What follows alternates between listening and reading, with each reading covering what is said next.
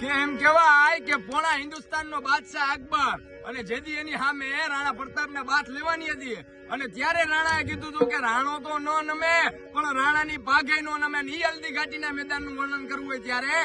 કે લેલા હલ્દી મેદાન માથે એવું નોની ફોજે સામે બોરું વાને હાયલા શાહી મોગલોની ફોજ માથે એકલો ત્રાટકો રાણો આટકો એકતા વિના તો કોના મના